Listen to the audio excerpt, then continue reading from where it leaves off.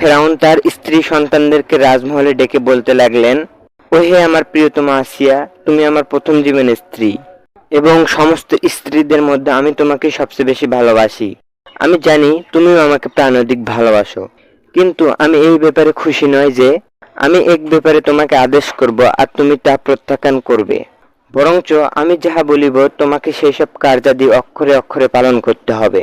আর তুমি যদি তাহা পালন ব্যতীত প্রত্যাখ্যান করো, তাহলে তুমি জেনে রাখো, এই পুরুষের বাচ্চা আমি ফিরআউন, তুমি আমার প্রাণাধিক প্রিয় স্ত্রী হওয়া সত্ত্বেও তোমাকে কঠোর ও ভয়ঙ্কর শাস্তি দিতে আমি কিঞ্চিত পরিমাণে দেরি করিব না। তখন স্বামী ফেরাউনের কঠোর বাণী শুনে স্ত্রী আসিয়া রাদিয়াল্লাহু তাআলা আনহা বলতে লাগলেন, ওহে আমার স্বামী মিশরের বাদশাহ ফেরাউন, আপনি প্রতিদিনের ন্যায় যেসব কথাদ্বয় আমাকে এবং আমার প্রিয় সন্তানদেরকে আদেশ করিয়াছেন, আমি এবং আমার সন্তানগণ তাহা মান্য করিয়া চলিয়াছি, এবং আপনার আদেশ বলা কথাদ্বয়ের কোন বিন্দু পরিমাণও এদিক সেদিক হয়নি। এবং আপনার প্রাণপ্রিয় স্ত্রী আসিয়া কি ব্যাপারে তাহার স্বামী ফেরাউনের কথাকে নিস্তব্ধ জনসম্মুখে মাটির নিচে দাবিয়ে দিয়ে আপনাকে অপমানিত করতে পারে। আমি এবং আমার সন্তানগণ এই শিক্ষা থেকে বিরত রহিয়াছি। ওহে ফেরাউন, আপনি আমাকে যা আদেশ করিবেন আমি জনসম্মুখে কঠিন বাধার সম্মুখীন হলেও তাহা মানিয়ে নেব। আপনি এ ব্যাপারে নিশ্চিত থাকুন, যেই সত্তা মহান রব্বুল আলামিন আমাকে সৃষ্টি করিয়াছেন এবং আমার দেহে যে পর্যন্ত বিন্দু পরিমাণে শক্তি রাখিয়াছেন, এই জগতে এমন কোনো কাজ নেই যে কাজ আমি আপনার জন্য করা থেকে বিরত থাকব। ওহে মিশরের বাদশা ফেরাউন, আপনি আমাকে পূর্ণ বিষয়ে খুলে বলুন, আর আমি আপনার আদেশ দয় যথাযথভাবে মেনে নিব। তখন এরূপ কথা শুনে ফেরাউন বলতে লাগলো, ওহে আসিয়া, তোমার সর্ববিষয় আমার কাছে ভালো লাগলেও তোমার এই এক ঈশ্বর মহান আল্লাহর ইবাদত করা আমার কাছে ভালো লাগে না। এবং তোমাকে আমি জনসম্মুখে এই নির্দেশ দিচ্ছি, তুমি আজকের পরবর্তীতে আর কোনোদিন ভুল করেও সেই আল্লাহর ইবাদত করবে না। আজ থেকে তুমি পুরো মিশর শহরের ন্যায় আমাকে আল্লাহ বলে মেনে নেবে। তোমার শুধু এতটুকু কাজই থাকবে, তুমি সদা সর্বদা আমার ইবাদতে ব্যস্ত থাকবে এবং আমাকে তোমার প্রভু আল্লাহ হিসেবে জনসম্মুখে প্রচার করবে এবং কখনোই আমার আদেশ নিষেধ অমান্য করবে না। ওহে আমার স্ত্রী আসিয়া, তুমি ব্যতীত আর কোনো ব্যক্তি নেই যে ব্যক্তি আমার আদেশ নিষেধ অমান্য করে। এবং এমন কোনো মায়ের সন্তান এই মিশর নগরীতে জন্ম হয়নি, এবং এমন কোনো মায়ের সন্তান এখনো এই মিশর নগরীতে জন্ম হয়নি যে ব্যক্তি কিনা আমি ফেরাউনের আদেশ অমান্য করবে। পুরো মিশরবাসীদের মুখে আমি এরূপ কথা বলতে শুনিয়াছি, তাহারা জনসম্মুখে এরূপ কথা বলা বলি করে। পুরো পৃথিবীর আল্লাহ দাবিকারী ফেরাউন পুরো পৃথিবীর সর্বকিছু নিয়ন্ত্রণ করতে পারলেও তাহার স্ত্রী আসিয়াকে নিয়ন্ত্রণ করতে পারে না। তাহার স্ত্রী আসিয়াই তো ফেরাউনের ইবাদত বন্দিগি করে না। তাহাকে বারবার বলা সত্ত্বেও আসিয়া তাহার স্বামী ফেরাউনের ইবাদত বাদ দিয়ে একমাত্র অবিনশ্বর এক ঈশ্বর মহান আল্লাহ রাব্বুল আলামিনের ইবাদত করে। ওহে আসিয়া, সমস্ত প্রজারা যখন এমন কথাদ্বয় আমার সামনে বলে, তখন আমার মনে শয়তানের আগুন প্রজ্বলিত হয়। তখন আমার মনে হয় আমি আসিয়াকে প্রকাশ্য ময়দানে ধারালো অস্ত্র দ্বারা দ্বিখণ্ডিত করি। কিন্তু আমি তোমাকে খুবই ভালোবাসি, তাই বলে তোমার জন্য আমি সিংহাসন ও রাজ্য হারাতে পারবো না।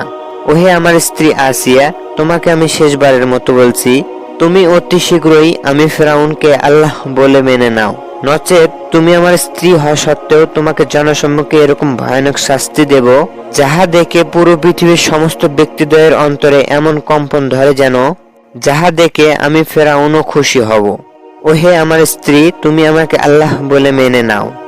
তখন ফেরাউনের স্ত্রী আসিয়া রাদিয়াল্লাহু তাআলা আনহা বলতে লাগলেন, ওহে আমার স্বামী, তুমি এতটাই ধ্বংসকারী শয়তানের পথে পা বাড়িয়েছ, যাহা শুধু দুনিয়ার বুকে পথভ্রষ্ট পাপিষ্ট ব্যক্তিরাই করে। আমাকে তুমি এই ভাবিও না, আমি তোমাকে ভালোবাসি বিদায় এই নয় যে তোমাকে আল্লাহ বলে স্বীকার করব।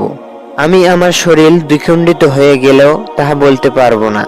ওহে প্রিয় স্বামী ফেরাউন, তুমি এই ভুল পথ থেকে ফিরে এসো, নিশ্চয়ই মহান আল্লাহ রাব্বুল আলামিন সর্বোত্তম ক্ষমাশীল। তখন স্ত্রী আসিয়ার এরকম কথা শুনে ফেরাউন তাহার মন্ত্রী হামানকে ডেকে পাঠালো এবং কিছু সময়ের মধ্যে হামান ফেরাউনের রাজদরবারে উপস্থিত হয়ে বলতে লাগলো, ওহে দুনিয়া ও আখিরাতে আমাদের প্রভু ফেরাউন, আপনার জয় হোক। দুনিয়ার চতুর্দিকে শুধু এই কথা ছড়িয়ে পড়ুক, আমাদের সৃষ্টিকর্তা পালনকর্তা একমাত্র তিনি হলেন আমাদের প্রভু ফেরাউন। হে প্রভু, আপনি এত দ্রুত সময়ে আমাকে রাজদরবারে কেন ডাকিয়েছেন, আপনি দয়া করে বলুন। তখন মন্ত্রী হামানের এরূপ কথা শুনে ফেরাউন বলতে লাগলো, ওহে আমার মন্ত্রী হামান, তুমি আমার স্ত্রী আসিয়াকে এই কথা জানিয়ে দাও। পুরো পৃথিবীর একচ্ছত্র প্রভু ফেরাউনকে যেন আল্লাহ হিসেবে মেনে নেয় এবং একমাত্র তাহারই ইবাদত করে, তবে সে আমার ভয়ঙ্কর শাস্তি থেকে রক্ষা পাবে। তখন ফেরাউনের এরূপ কথা শুনে আসিয়া রাদিয়াল্লাহু তাআলা আনহা বললেন, ওহে আমার স্বামী ফেরাউন, তোমাকে আমি প্রতিবারের ন্যায় এবারও পুনরায় পূর্ব বর্ণিত কথাই বলছি। আমাকে কোন শাস্তির ভয় দেখাও, যে শাস্তি আমি অনায়াসে ভোগ করতে পারি। আমাকে যে শাস্তি কিনা জনসম্মুখে দেবে আমি তাহা মাথা পেতে নেব, কিন্তু তবুও আমি পূর্ব নির্ধারিত আল্লাহর পথ থেকে ফিরে এসে আপনি ফেরাউনকে আল্লাহ বলে মেনে নিতে পারবো না। আমি আমার জীবনদয় মহান আল্লাহ রাব্বুল আলামিনকে দিয়ে দিয়েছি এবং আপনি আমাকে পথভ্রষ্টদের পথের দাওয়াত দিয়ে আপনি শুধুমাত্র আপনার মূল্যবান সময় নষ্ট করছেন। আমি আমার প্রকৃত অবস্থান থেকে পূর্বই যা ঘোষণা করিয়েছিলাম আমি তাহাতে অনড় রহিয়াছি এবং মৃত্যুর আগ পর্যন্ত সেই শান্তির পথেই অনড় থাকব।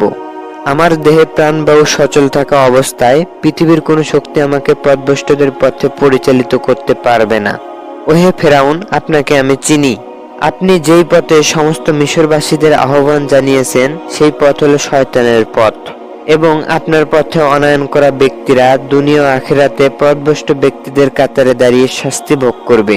হে ফেরাউন, আপনি এবং আপনার রাজ পরিষদ মহান আল্লাহ রাব্বুল আলামিনের শান্তি বিরোধী কার্যক্রম শুরু করিয়েছেন। নিশ্চয়ই সেই সর্বশক্তিমান পালনকর্তা মহান আল্লাহ রাব্বুল আলামিন আপনাদের উপর আযাব আর গজব নাজিল করবেন। আর তাহা হতে যদি তোমরা মুক্ত থাকতে চাও তাহলে তোমরা আমার মতো এক সৃষ্টিকর্তায় বিশ্বাস করো এবং আমি সর্বসময় আপনাদের জন্য এই প্রার্থনাই করি। তখন হযরত আসিয়া রাদিয়াল্লাহু তাআলা আনহার ঈমানদীপ্ত কথা শুনে ফেরাউন রাগান্বিত হয়ে পড়লেন এবং সৈন্যদের আদেশ করলেন, হে একচ্ছত্র প্রভু ফেরাউনের শক্তিশালী বাহিনী, তোমরা অতি শীঘ্রই হযরত আসিয়াকে ও তাহার সন্তানদেরকে আটক করো। শুধুমাত্র তাহাই নয়, তাহাদের নিক্ষেপ করো পচা ও দুর্গন্ধযুক্ত চার দেয়ালের তালাবদ্ধ বন্দিখানায়। আজ সমস্ত মিশরবাসী দেখুক, আসমান ও জমিনের একচ্ছত্র মালিক ফেরাউনকে আল্লাহ বলে স্বীকার না করার জন্য তাহার স্ত্রী ও সন্তানদেরকে কোনরূপ ক্ষমা করা হয়নি। আসিয়া ও তাহার সন্তানদের প্রচন্ড শাস্তি দেখে যেন সমস্ত মিশরবাসী আমাকে আল্লাহ বলা থেকে বিরত না থাকে। ওহে ফেরাউনের সৈন্যদলেরা, তোমরা অতি সত্বর আসিয়া ও তাহার সন্তানদের বন্দিময় কারাগারে নিক্ষেপ করো।